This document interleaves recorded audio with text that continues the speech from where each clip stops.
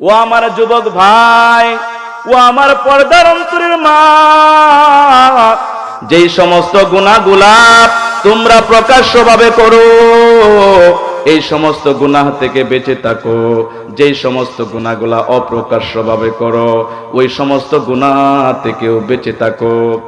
আল্লাহ রাসূল সাল্লাল্লাহু আলাইহি ওয়াসাল্লাম হাদিসে পাকের মধ্যে বলেন, কুল্লু উম্মাতিন মুআফিন ইল্লাল মুজাহিরুন, আমার প্রত্যেকটা উম্মত ক্ষমার যোগ্য, তবে তারা ক্ষমা পাবে না যারা নাকি প্রকাশ্যভাবে গুনাহ করে। নাউজুবিল্লাহ।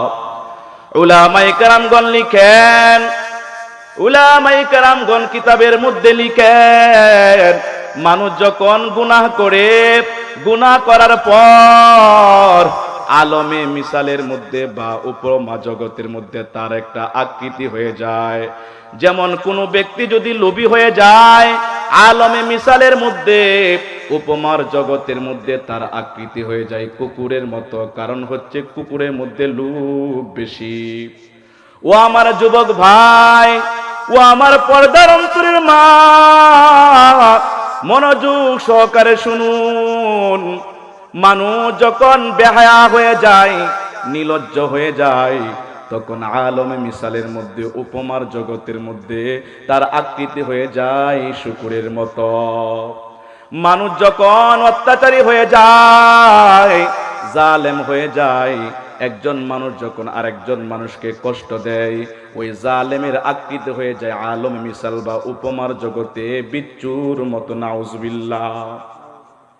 এজন্যই গুনাহ থেকে বেঁচে থাকতে হবে। আল্লাহ রাসূল সাল্লাল্লাহু আলাইহি ওয়াসাল্লাম বলেন, ইত্তাকিল মাহারিমা তাকুন আবাদান নাস, তোমরা গুনাহ থেকে বেঁচে থাকো, তাহলে সবচাইতে বড় আবেদ হয়ে যাবা। আমি যে আয়াতে কারিমা তেলাওয়াত করেছি, তেলাওয়াতকৃত আয়াতে কারিমা বুঝার আগে একটা কথা বুঝুন। সেটা হচ্ছে, আমরা যখন নাকি সুন্দর সুন্দর কাপড় পরিধান করে দুনিয়াতে চলাফেরা করি, তখন অনেক সময় দেখা যায় ধুলাবালি লেগে লেগে আমার আপনার কাপড়গুলা ময়লা যুক্ত হয়ে যায়। ওই ময়লা যুক্ত কাপড়কে পরিষ্কার করার জন্য ডিটারজেন্টের প্রয়োজন হয়, সাবানের প্রয়োজন হয়। ওই সাবানের মাধ্যমে যখন ময়লা যুক্ত কাপড় পরিষ্কার করি, তখন কাপড়ের ময়লা গুলা দূর হয়ে যায়, কাপড়টা পরিষ্কার হয়ে যায়। ঠিক তেমনি ভাবে মানুষ যখন দুনিয়ার জমিনে চলাফেরা করে, তখন গুনাহ নামক নাপাক তার অন্তরে লেগে যায়। গুনাহ নামক নাপাক অন্তরে লেগে যাওয়ার কারণে অন্তরটা কালো হয়ে যায়, অন্ধকারাচ্ছন্ন হয়ে যায়। নাউজুবিল্লাহ। ও মুসলমান ইমানদার, আল্লাহর গোলামের দল, আল্লাহ দয়া করে মায়া করে আল্লাহ আমাদেরকে কত বেশি ভালোবাসেন। আল্লাহর মতো দয়াবান কেউ নাই, আল্লাহর মতো মায়াবান কেউ নাই।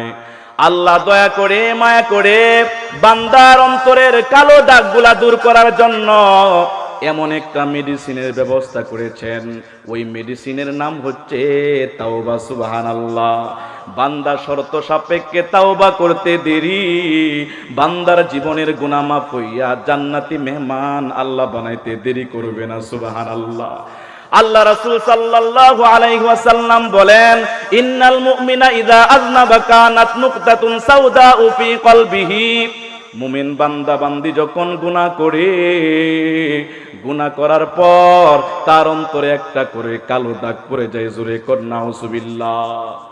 ফাইন তাবা ওয়াস্তাগফারা সুকিলা কলবুহু, বান্দা যখন গুনাহ করার পর আল্লাহর কাছে তাওবা করে, আল্লাহর কাছে ক্ষমা চায়, তখন তার কালো দাগগুলা দূর হয়ে যায়। সুবহানাল্লাহ।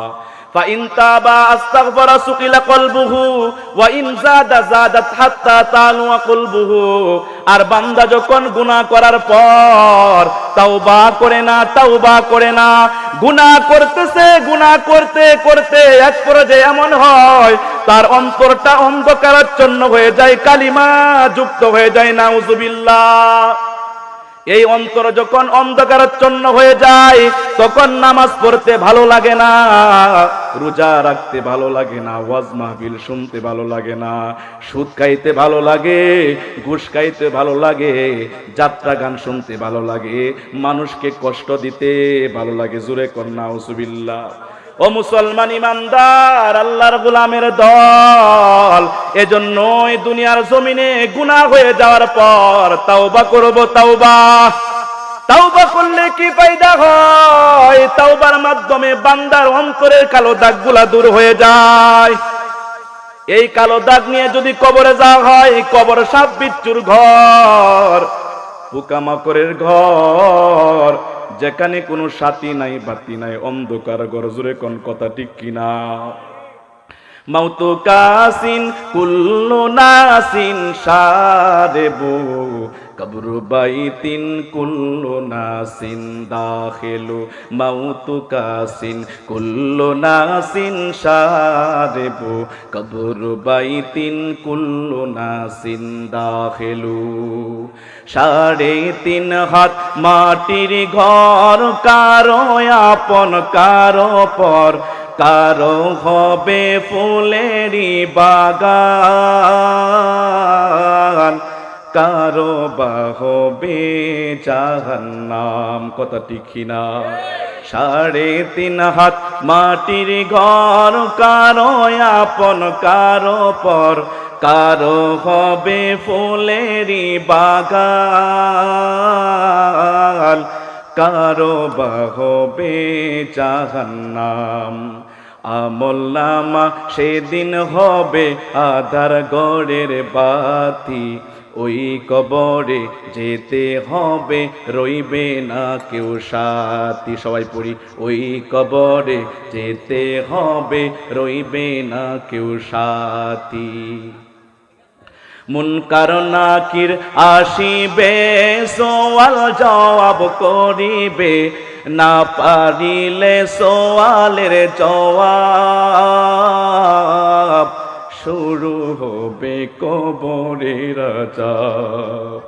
মুনকার নাকির আসিবে, সওয়াল জবাব করিবে, না পারিলে সওয়ালের জবাব, শুরু হবে কবরের আযাব। কঠিন কষ্টে রইবে পরে, কাটবে না ঘোর রাত্রি, ওই কবরে যেতে হবে, রইবে না কেউ সাথী। কথা ঠিক না? তো আল্লাহ রাব্বুল আলামিন তেলাওয়াতকৃত আয়াতে কারিমার মধ্যে বলেন, ইয়া আইয়ুহাল্লাযীনা আমানু, হে ঈমানদার বান্দা বান্দিরা, তুবু ইলাল্লাহ, তোমরা আমি আল্লাহর কাছে তাওবা করো। কেমন তাওবা? কেমন তাওবা? তাওবাতান নাসুহা, খাঁটি তাওবা, বিশুদ্ধ তাওবা। তওবার মতো তওবা করতে দেরি, আমি আল্লাহ তোমাদের গুনাহ মাফ করায়া জান্নাতি মেহমান বানাইতে দেরি করব না। ও মুসলমান ইমানদার, আল্লাহর গোলামের দল, তাওবায়ে নাসুহা কাকে বলা হয়? তাওবায়ে নাসুহা কাকে বলা হয়? মানে বিশুদ্ধ তাওবা কাকে বলা হয়?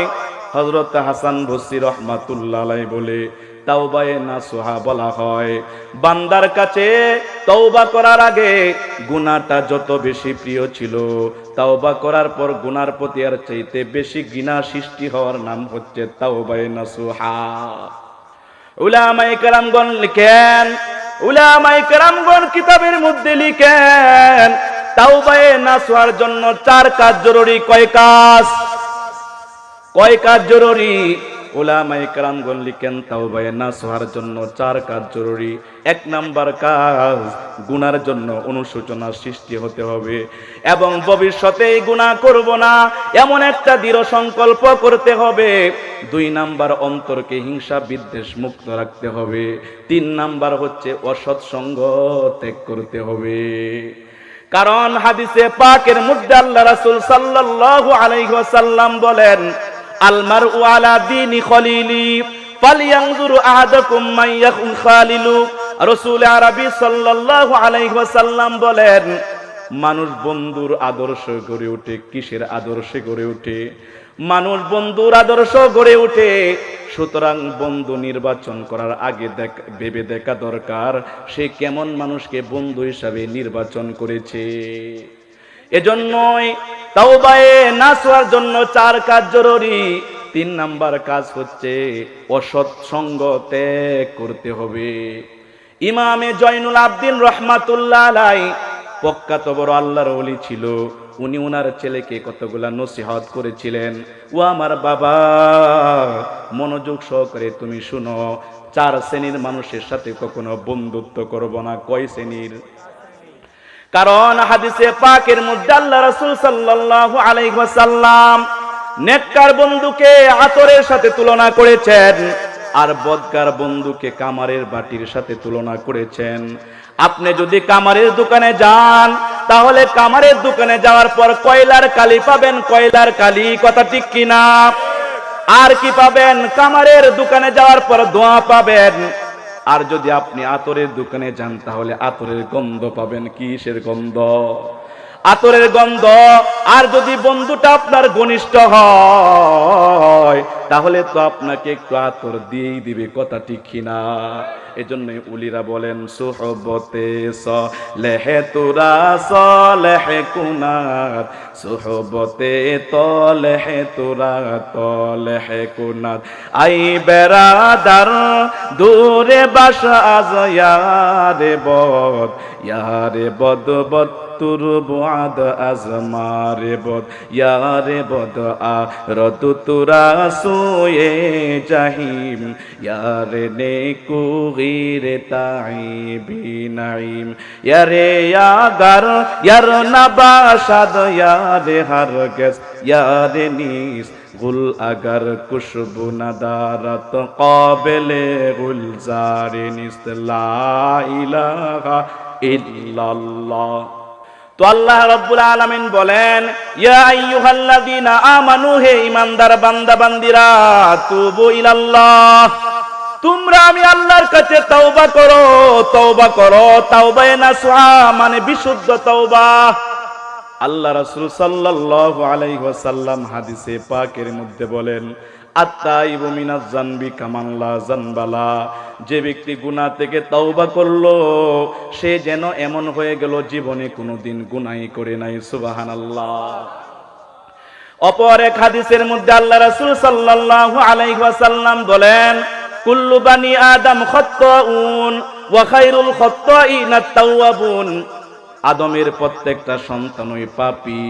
দুনিয়ার জমিনে আদমের যতগুলা সন্তান আছে, সমস্ত সন্তানই পাপী। তবে সর্বোত্তম পাপী হচ্ছে ওই বান্দা যে নাকি গুনাহ হয়ে যাওয়ার পর আল্লাহর কাছে তওবা করে। সুবহানাল্লাহ। এখানে আমাদেরকে একটা আকীদার বিশ্বাস রাখতে হবে। রাসূল বলেছেন, আদমের প্রত্যেকটা সন্তানই পাপী, নবীরা ব্যতীত, সাহাবাই کرام ব্যতীত।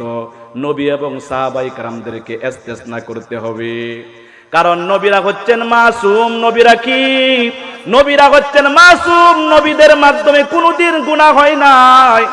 সাহাবাই کرام হচ্ছেন মাগফুর, সাহাবাই کرام গুনাহ হয়ে গেছে, গুনাহ হয়ে যাওয়ার পর এমন ভাবে আল্লাহর কাছে কান্নাকাটি করেছে, দুনিয়ার জমিন থেকে জান্নাতের সার্টিফিকেট পায়া কবরে গিয়েছে। সুবহানাল্লাহ।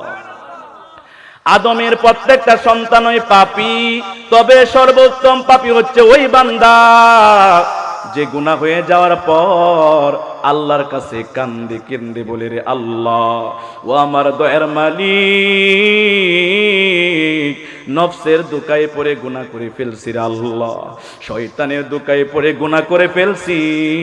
আল্লাহ, তুমি যদি আমার গুনাহ মাফ না করো, আমি কার কাছে যাব রে আল্লাহ? তোমার দরবার ছাড়া তো যাওয়ার আর কোনো জায়গা নাই। গুনাহগার বান্দা যখন শেষ রাতে উঠিয়া তাহাজ্জুদের নামাজ পড়িয়া দুইটা হাত উপরের দিকে উঠায় আল্লাহর কাছে কান্দে, রে মালিক, তুমি যদি আমাকে মাফ না করো, কার কাছে যাব রে আল্লাহ? বান্দার চোখের পানি নাকের ডগার আসার আগে আল্লাহ বান্দার জীবনের গুনাহগুলা ক্ষমা করে দেয়। সুবহানাল্লাহ। এক হাদিসে পাকের মধ্যে এসেছে, আল্লাহ রাসূলের একজন সাহাবী হযরতে উকবা ইবনে আমির রাদিয়াল্লাহু তাআলা আনহু, তিনি বলেন, লাকিতুন নাবিয়্যা সাল্লাল্লাহু আলাইহি ওয়াসাল্লাম, একবার আল্লাহ রাসূলের সাথে আমার সাক্ষাৎ হয়। আল্লাহ রাসূলের সাথে সাক্ষাৎ হওয়ার পর আল্লাহ রাসূলকে আমি বললাম, ও পয়গম্বর, মান্না যা, মুক্তির রাস্তা কি? কোন পথে চললে আমি মুক্তি পাবো? কোন রাস্তায় চললে আমি মুক্তি পাবো? কয় পয়গম্বর, মুক্তির রাস্তা আমাকে বলিয়া দিন। আচ্ছা বলুন তো, আমরাও কি নাজাতের রাস্তা চাই কি চাই না? এই বেজাল যুক্ত দুনিয়ার মধ্যে চলে যাতে করে থেকে থেকে জান্নাতের মালিক হইতে পারি, পরকালে মুক্তি পাইতে পারি, এমন একটা রাস্তা চাই কি চাই না? তো রাসূল সাহাবীকে বললেন, মুক্তির এক নাম্বার রাস্তা, নাজাতের এক নাম্বার রাস্তা, আমলিকা আলাইকা লিসানাক, তুমি তোমার জবানে তালা লাগাও। কিসের মধ্যে তালা লাগাও? জবানে তালা লাগাও। এই জবানের মাধ্যমে মানুষকে একটা গালিগালাজ করবা না, এই জবানের মাধ্যমে মানুষের গীবত শিকায়াত করবা না, এই জবানের মাধ্যমে মিথ্যা কথা বলবা না, এই জবানের মাধ্যমে মিথ্যা সাক্ষী দিবা না, এই জবানের মাধ্যমে মানুষকে ভালো ভালো উপদেশ দিবা, আল্লাহ তাআলার জিকির করবা। কথা ঠিক কিনা? 2 নাম্বার, ওয়ালিয়াসাআকা ফাইতুকা, তুমি তোমার ঘরের ভিতরে অবস্থান করবা। কারণ একটা মানুষ যতক্ষণ ঘরের ভিতরে থাকবে ততক্ষণ গুনাহ মুক্ত থাকবে। ঘর থেকে বের হয়ে গেলে গুনাহ হয় কি হয় না? 3 নাম্বার, ওয়ালিয়াবকি আল খতিয়াতি আলা খতিয়াতিক, তুমি তোমার গুনার জন্য কান্নাকাটি করবা। গুনাহ হয়ে যাওয়ার পর গুনার কথা স্মরণ করে করে আল্লাহর কাছে কান্নাকাটি করবা। গুনাহ হয়ে যাওয়ার পর আল্লাহর কাছে কেমনে কান্নাকাটি করতে হবে, আল্লাহর কাছে গুনাহ কেমনে ক্ষমা চাইতে হবে, ইমামে ইবনে তাইয়ুম রাহমাতুল্লাহ আলাইহি কিতাবের মধ্যে একটা ওয়াকিয়া লেখেন। বলবো কি? কষ্ট হয়? হাফেজ ইবনে কাইয়ুম রাহমাতুল্লাহ আলাইহি কিতাবের ভিতরে একটা ওয়াকিয়া লিখেন। আমি একবার এক রাস্তা দিয়ে চলতেছি, রাত তখন সন্ধ্যা পার হয়ে গেছে। আমি এক ঘরের দিকে তাকায় দেখি ঘরের দরওয়াজা খোলা। মা তার 8-9 বছরের সন্তানকে মারতেছে।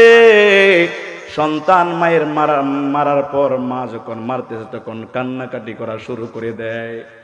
মা বলতে, সন্তান তুই আজকে বড় অবাধ্য হয়ে গেছিস, তুই আমার কোনো কথা রাখস না, যা যা বের হয়ে যা, বাড়ি থেকে বের হয়ে যা, আমার ঘরে তোর কোনো জায়গা নাই। মা যখন সন্তানকে অনেকক্ষণ পর্যন্ত প্রহার করলো, সন্তান এবার কাঁদতে কাঁদতে ঘর থেকে বের হয়ে গেল। সন্তান যখন ঘর থেকে বের হয়ে গেল, এবার মা ভিতর থেকে ঘরের দরওয়াজা বন্ধ করে দিল। হাফেজ ইবনে কাইয়ুম রাহমাতুল্লাহ আলাইহি তিনি বলেন, আমি এখানে দাঁড়ায় থাকলাম, দেখবো ঘটনা কি ঘটে। এই সন্তানটা ওই ঘর থেকে চলে যাওয়ার পর রাত্র তখন 9-10টা বেজে গেছে। সন্তানটা এখান থেকে চলে যায় এবং রাস্তার মোড়ে যায়। ওইখানে দাঁড়ায় দাঁড়ায় কি যেন ভেবে ভেবে আবার ওইখানে চলে আসে। এসে দেখে মা ভিতর থেকে দরওয়াজা বন্ধ করে দিছে। এবার সন্তানটা দরওয়াজার নিকট কতক্ষণ দাঁড়ায় থাকলো। রাত্র যখন গভীর হয়, সন্তানটা দরওয়াজায় হেলান দিয়ে ঘুমিয়ে যায়। হাফেজ ইবনে কাইয়ুম রাহমাতুল্লাহ আলাইহি তিনি বলেন, আমি দাঁড়িয়ে থাকলাম, দেখবো ঘটনা কি ঘটে। গভীর রাত, মায়ের যখন ঘুম ভেঙে যায়, কোনো প্রয়োজনে মা যখন ঘর থেকে বের হয়, তখন সন্তানকে দরওয়াজার সামনে হেলান দিয়ে ঘুমাইতে দেখে সন্ধ্যাবেলার রাগ মায়ের উপর আবার চড়াও হয়। এবার মা সন্তানকে আবার মারতেছে, আবার প্রহার করতেছে। তুই তোকে না ঘর থেকে বের করে দিয়েছি, তুই কেন আবার আসলি না ফরমান সন্তান? যা যা যা, ইহা সে চলা যা, চলে যা, এখান থেকে দূর হয়ে যা, কেন আবার তুই এখানে আসলি?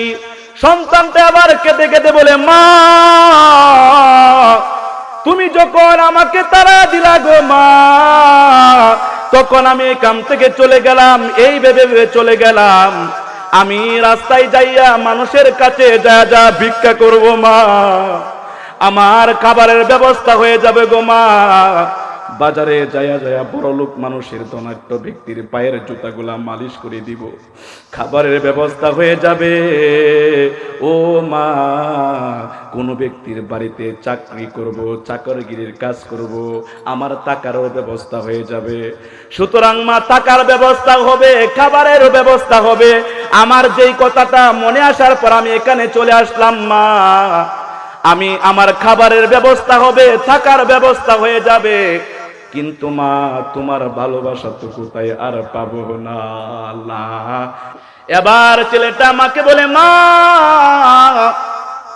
আমি ঘর থেকে যখন বের হয়ে যাই তখন আমি চিন্তা করলাম আমার টাকারও ব্যবস্থা হবে, খাবারের ব্যবস্থা হবে।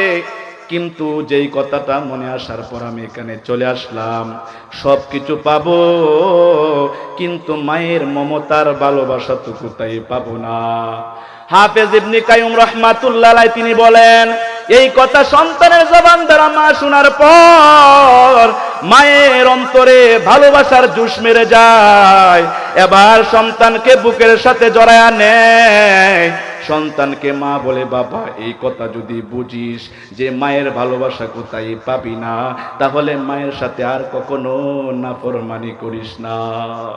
হাফেজ ইবনে কাইয়ুম রাহমাতুল্লাহ আলাইহি উদাহরণ দিয়ে লিখেন, ও দুনিয়ার মানুষ, প্রত্যেকটা মানুষের উচিত গুনাহ হয়ে যাওয়ার পর আল্লাহর কাছে এরকম ভাবে কাকুতি মিনতি করে করে কাদা, এলাহি আবদুকাল আসিয়াতাকা মুকিররান বিযুনুবি ওয়া কদ দাআকা, এলাহি আবদুকাল আসিয়াতাকা মুকিররান বিযুনুবি ওয়া কদ দাআকা ওয়া ইন তাগফির ফা আনতা লিযাকা আহলু ওয়া ইন তাতরুদ ফামাইয়ারহাম সিওয়াকা। এই জীবনে না করিলাম বন্দেগি, গুনাহ করে কাটাইলাম জিন্দেগি। কথা ঠিক কিনা সবাই পড়ি। এই জীবনে না করিলাম বন্দেগি, গুনাহ করে কাটাইলাম বন্দেগি, গুনাহ করে কাটাইলাম জিন্দেগি। তওবা করে আবার তাওবা ভাঙ্গিলাম, তওবা করে আবার তাওবা ভাঙ্গিলাম, অবশেষে কাটি তাওবা করিলাম, অবশেষে কাটি তাওবা করিলাম। আপনি যদি মাফ না করেন বান্দারে, বলেন আল্লাহ আপনার বান্দা যাবে কার কাছে? কথা ঠিক না?